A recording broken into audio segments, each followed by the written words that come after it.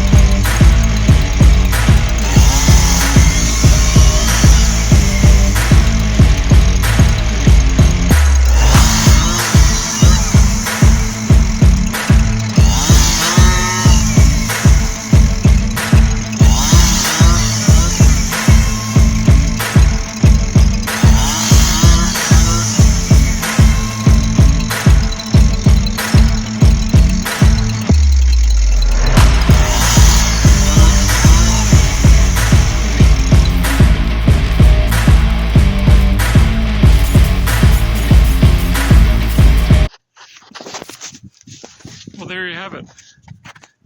This is what I come up with for cutting to length for kindling. This here bar measured from here to here is 12 inches, and you can just pull this bolt out and slide them back and forth to get if you want it longer, shorter, or whatever. I built this a couple of years ago now, and it's just the plastic are 200-liter plastic pails or plastic drums that I cut so that I can make these just to make it easier to slide in the trough. On the back, I added some pieces here so that if it's a long piece and you got to drag it up, it won't catch. It'll just make it easier to slide on. This popped off, so I got to fix that. It's been sitting outdoors for a couple of years. I haven't used it, so I'm just getting back because originally what I had was just a simple strap hinge on here. This here mechanism wasn't there, and I just had a piece of plywood bolted to the bottom of the saw, and so that piece of plywood hinged on this, and it worked okay. It was a bit wobbly this way, so that's why I bought one of these gadgets online. I think you use them with your chainsaw for cutting lumber off of a log, but I figured it'd be a good pivot mechanism for doing this kind of thing. And the only little adapter I made with it, I took a piece of aluminum, and where these two set screws pinch the bar in place,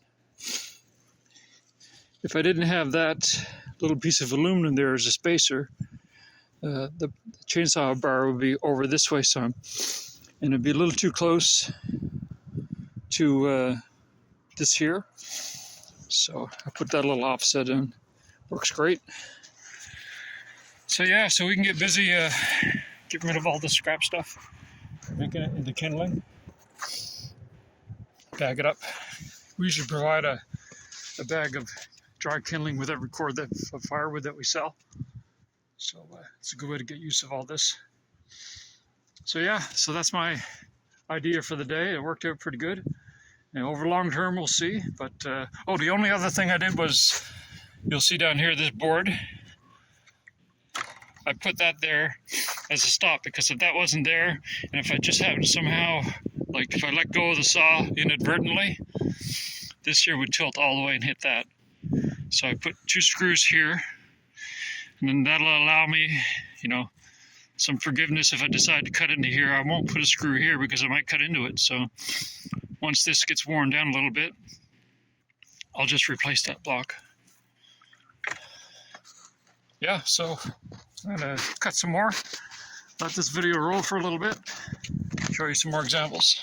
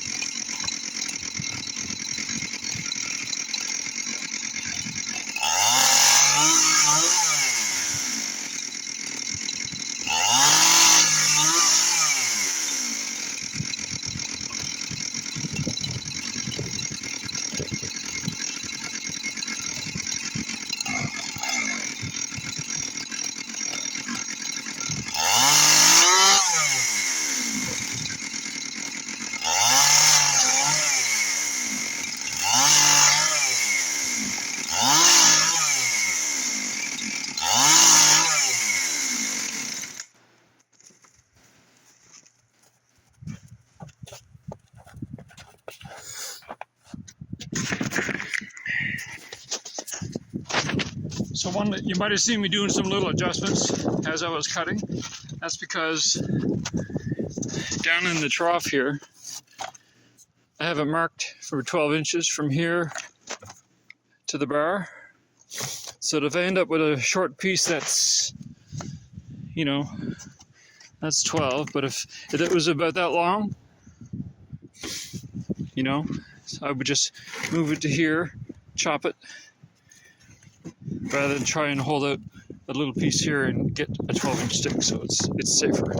So yeah, that's the only other thing I can add to it. If you have any ideas or adjustments you think are probably needed, shoot me below and let me know what you think.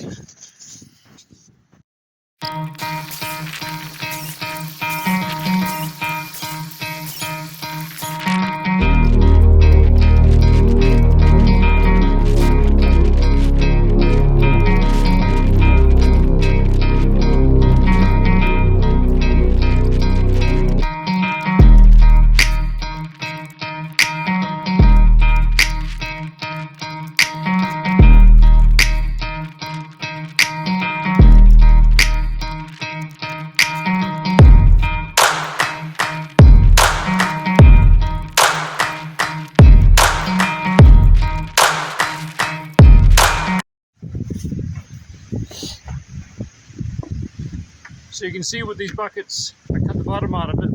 These buckets are tapered, so they're wider up here, narrower here. And so if I stuff the bucket, sometimes it's a struggle to get them to pass through the smaller end, like I did in the previous bucket that I filled up. So the solution to that is to split the bucket. That way, when you're going to pull the bucket out, if you're overstuffed a little bit, it'll just expand enough to take care of that problem.